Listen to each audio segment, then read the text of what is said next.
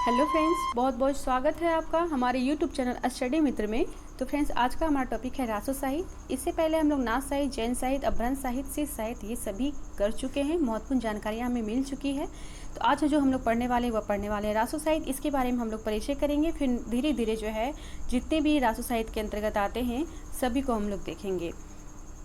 और इससे पहले मैं आप सभी को धन्यवाद कहना चाहूँगी जिन्होंने भी पूछे गए सवालों का जवाब दिया था कमेंट बॉक्स में लिख के। खास करके सीमा जी, आपको बहुत बहुत धन्यवाद। आपने बिल्कुल सही और सटीक जवाब दिया। और मैं आप सभी से यही कहूँगी कि पूछे गए सवालों का आप कोशिश करो ज़्यादा से ज़्यादा जवाब देने का। अगर आपको याद नहीं है तो कोई बात नहीं, लेकिन आप देख के ही दो, नोट्स देख के दो, कहीं से सर्च करके दो, लेकिन दो। ऐसे में होता क्या है कि अगर मैं सवाल पूछती हूँ और आप उसका जवाब देते हो तो आपका रिवीजन होता है, और इसके साथ साथ ये होता है कि किसी भी क्वेश्चन के आंसर के प्रति जो है आपके अंदर कॉन्फिडेंस आता है कि इसका जो है 100% ये सही होगा। और एग्जाम में जैसे कि डाउट रहते हैं, कन्फ्यूजन रहती है, वो सभी क्लियर होते जाता है। तो आप ज़्यादा से ज़्यादा कोशिश करो जवाब देने का। और एक बात और कि बहुत सारे लोगों में ये भी होता है कि किसी ने अगर जवाब दे दिया है उस चीज़ का, तो लोगों में ये होता है कि अरे उसने तो जवाब दे ही दिया तो मुझे देने का क्या काम है। नहीं, उन्होंने दिया तो अपने लिए दिया, आप दोगे अपने लिए दोगे। तो सभी कोशिश करो, आप सभी कोशिश करो कि आंसर देने का। कहीं से भी जरूरी नहीं कि आपको वो आंसर याद ही हो, आप देख के ही दो, लेकिन दो।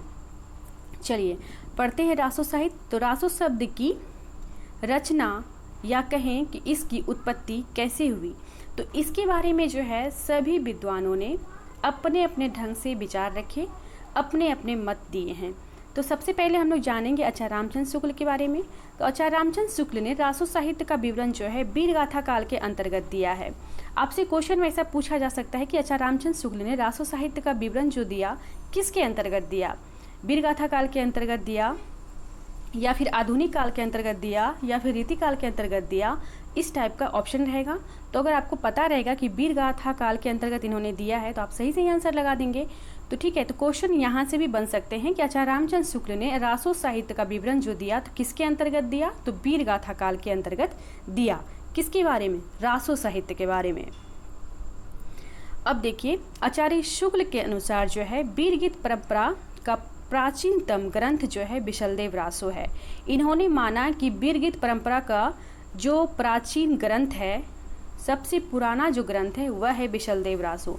इन्होंने विशलदेव रासो को प्राचीनतम ग्रंथ के रूप में अपनाया है।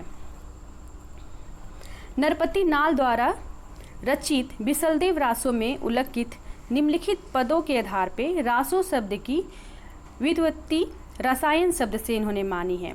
इन्होंने क्या माना, किसने, आचार्य रामचंद्र शुक्ल ने, कि नरपति नाल द्वारा रचित जो है विशलदेव रासो। यहाँ से भी देखिए क्वेश्चन आपका बन रहा है कि विशलदेव रासो के रचनाकार कौन है, तो नरपति नाल है। ठीक है, तो ये आपको ध्यान में रखना है। वैसे आगे भी इसे बताया गया है रासो साहित्य और रचनाकार के बारे में। तो नरपति नाल द्वारा रचित विशलदेव रासो में उल्लेखित निम्न पदों के आधार पर रासो शब्द की उत्पत्ति या कहें व्युत्पत्ति रसायन शब्द से मानी है। किसने, आचार्य रामचंद्र शुक्ल ने माना कि रासो शब्द की जो उत्पत्ति हुई है वह रसायन शब्द से हुई है। ठीक है, किससे हुई है, रसायन शब्द से। ये आपको ध्यान में रखना है। यहाँ से क्वेश्चन बनते हैं, सारे लाइन से कुछ ना कुछ क्वेश्चन बनते ही बनते हैं। क्वेश्चन में ऐसा पूछा जा सकता है कि आचार्य रामचंद्र शुक्ल ने रासो शब्द की उत्पत्ति किससे माना है, तो रासो शब्द की उत्पत्ति जो इन्होंने माना, रचना जो माना, किससे माना, रसायन शब्द से माना। तो ये आपको ध्यान में रखना है, रसायन शब्द से। अब देखिए यहाँ पे उसी के बारे में इन्होंने लिखा है कि 1200 बढ़ोतरी झाझरी जेठ वधी नम्मी बुधवारी नाल रसायन आरंभ शारदा तूठी ब्रह्म कुमारी। ठीक है, इसी के बारे में जो यहाँ पे लिखा है इन्होंने, उसी के बारे में यहाँ पे पद में इन्होंने लिखा। अब देखते हैं आचार्य हजारी प्रसाद द्विवेदी के अनुसार। तो आचार्य हजारी प्रसाद द्विवेदी जी ने रासो शब्द की उत्पत्ति जो है संस्कृत के रासक शब्द से हुई, ऐसा उन्होंने माना। इन्होंने माना कि रासो शब्द की उत्पत्ति जो है संस्कृत के रासक शब्द से हुई है, जैसे रासक, रासव, रासा, रसो, रसो। ठीक है, ये आपको ध्यान में रखना ये क्रम। ऑप्शन में दे दिया जाएगा, पूछा जाएगा कि आचार्य हजारी प्रसाद द्विवेदी ने रासो शब्द की उत्पत्ति कैसे मानी है, तो संस्कृत के रासक शब्द से मानी है। तो जैसे कि ऐसे दे दिया जाएगा, या तो आपको ये रासक दे दिया जाएगा ऑप्शन में, या तो आपको ये वाला क्रम दे दिया जाएगा। तो आपको ये या दोनों याद रखना है। एक तो रासक शब्द, रासक तो ऐसे याद रहेगा ही, ये क्रम भी आपको अच्छे से याद रखना है। रासक, रासव, रासा, रासो, ठीक है, ये आपको ध्यान में रखना है। अब देखिए गारसा दत्तासी। तो गारसा दत्तासी ने इन्होंने जो ग्रंथ लिखा, इनकी जो ग्रंथ है, इनकी जो साहित्य ग्रंथ है, उसमें इन्होंने क्या बताया कि चंद्रवरदाई की रचना का नाम इन्होंने बताया था पृथ्वीराज रासु। पृथ्वीराज रासु जो इन्होंने बताया, और उसी के आधार पे इन्होंने रासु शब्द की उत्पत्ति जो है राजसु या राजसुई शब्द से मानी। ठीक है, ध्यान में आ गया। इन्होंने अपने खुद के ग्रंथ में, ठीक है, कौन सा ग्रंथ, तो स्तुवार द ल लित्रयो इंदु हिंदुस्तानी, इन्होंने अपने खुद के ग्रंथ में चंद्रवरदाई की रचना जो है पृथ्वीराज रासो, उसका नाम इन्होंने बताया पृथ्वीराज रासु। क्या नाम बताया, पृथ्वीराज रासु नाम बताया, और लिखा, मतलब बताया या लिखा, और इसी के आधार पर इन्होंने क्या किया, रासो शब्द की व्युत्पत्ति या कहें कि उत्पत्ति जो है राजसु या राजसुई शब्द से माना इन्होंने। ठीक है, इन्होंने अपने खुद के ग्रंथ में ऐसा बताया है। अब है डॉक्टर दशरथ शर्मा एवं नागरी प्रचारणी सभा काशी द्वारा प्रकाशित पृथ्वीराज रासो की भूमिका के अनुसार रासो शब्द की व्युत्पत्ति रासक शब्द से मानी गई है। इन्होंने क्या माना, डॉक्टर दशरथ शर्मा एवं नागरी प्रचारणी सभा काशी के द्वारा प्रकाशित पृथ्वीराज रासो की भूमिका के अनुसार जो है रासो शब्द की उत्पत्ति जो मानी गई है रासक शब्द से मानी गई है। ठीक है, तो ये सभी आपको ध्यान में रखना है।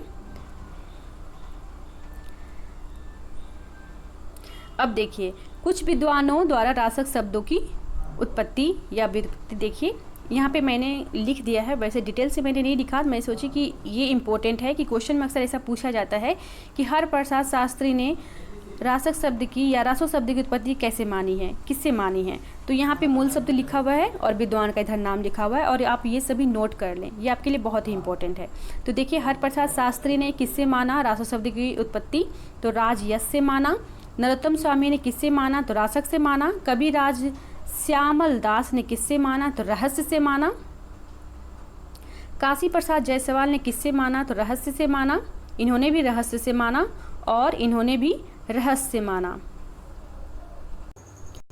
आचार्य नंद दुलारे वाजपेयी ने रासो शब्द की उत्पत्ति कैसे मानी है, तो रास से मानी है।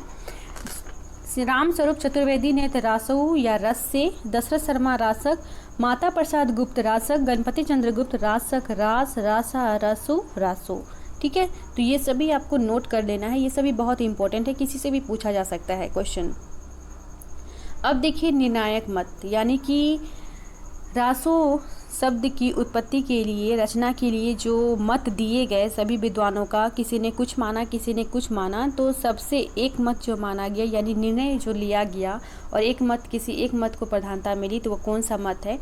तो उपयुक्त मतों के आधार पर आप देखेंगे कि आचार्य हजारी प्रसाद द्विवेदी द्वारा जो दिया गया है रासक संबंधी मत जो दिया गया है, उसे ही निर्णायक मत माना जाता है। ठीक है, उसे ही माना गया कि उन्होंने जो माना रासो शब्द की उत्पत्ति, वही जो है सही है और वही एक मत के अनुसार माना भी गया है।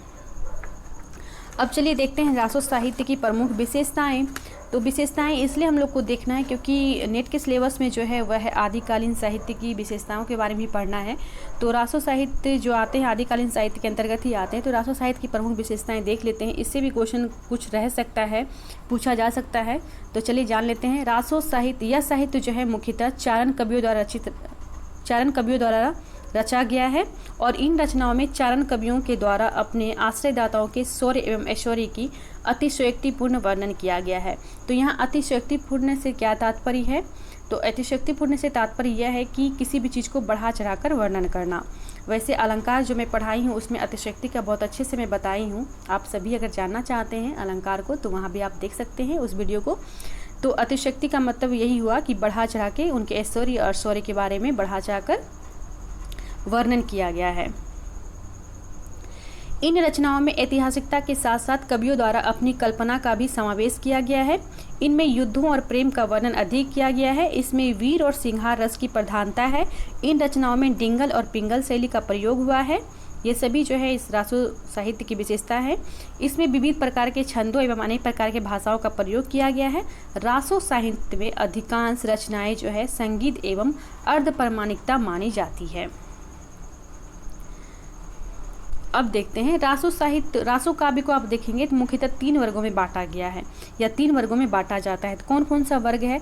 तो वीर गाथानात्मक रासो काव्य है, उसके बाद है श्रृंगार परक रासो काव्य, उसके बाद है धार्मिक व उपदेश मूलक रासो काव्य।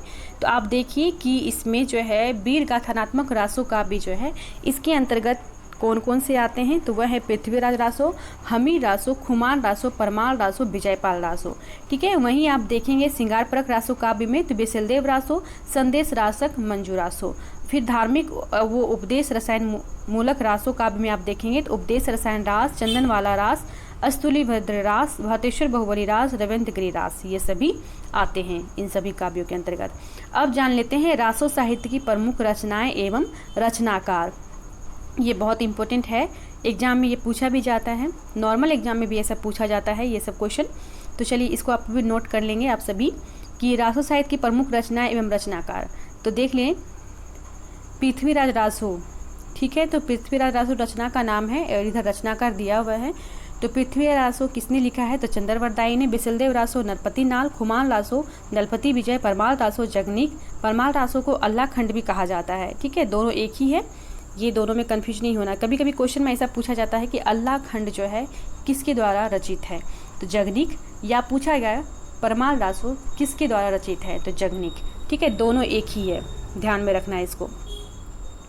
हमीर रासो सांगधड़ और विजयपाल रासो नल सिंह, संदेश रासक अब्दुल रहमान, मंजू रासो अज्ञात है, इसके बारे में कोई जानकारी नहीं मिलती है कि ये किसने लिखा है, तो ये अज्ञात में लिख दी हूँ।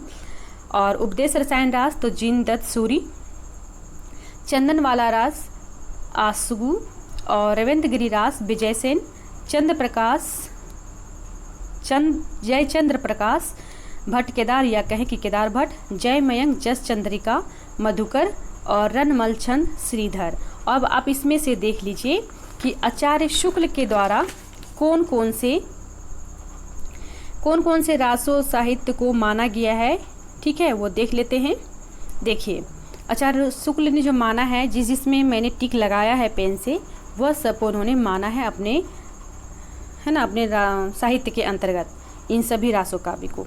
देखिए पृथ्वीराज रासो हो गया, बिसलदेव रासो हो गया, खुमान रासो हो गया, परमाल रासो हो गया, हमीर रासो हो गया, विजयपाल रासो हो गया, उसके बाद है जयचंद्र प्रकाश है, फिर जयमयंक जस चंद्रिका है और रनमल छंद है। इन सभी को आचार्य शुक्ल ने अपने इतिहास में माना है, स्थान दिया है। तो ये थे आज रासो साहित्य की महत्वपूर्ण जानकारियाँ। नेक्स्ट वीडियो में हम लोग पृथ्वीराज रासो को जानेंगे। फिर इसी तरह धीरे धीरे जो है जितने भी महत्वपूर्ण हैं रासो यानी कि रासो साहित्य, उन सभी को हम लोग जानेंगे। पृथ्वीराज रासो है, बिसलदेव रासो है, खुमान रासो, परमाल रासो है, इन सभी को हम लोग जानेंगे थोड़ा थोड़ा करके। तो आज जो है, आज भी मैं एक सवाल पूछूंगी जिसका जवाब आप सभी को कमेंट बॉक्स में लिख के देना है और आप सभी कोशिश करना इसका जवाब देने का, चाहे अगर कोई दे या ना दे, लेकिन आप कोशिश करना, ये आपके लिए है, आपकी अच्छाई के लिए है। ठीक है, तो आज का सवाल है उपदेश रसायन रास किसकी रचना है? उपदेश रसायन रास के रचिता कौन है, रचनाकार कौन है, यह आपको बताना है कमेंट बॉक्स में। इसके रचनाकार का नाम, उपदेश रसायन रास के रचनाकार कौन है, यही है आज का सवाल। और आप सभी से नम्र निवेदन है कि आप सभी आंसर दें, ये आपके लिए है, आपकी अच्छाई के लिए है, आपकी भलाई के लिए है। मिलते हैं अगले वीडियो में नेक्स्ट टॉपिक के साथ, तब तक के लिए धन्यवाद।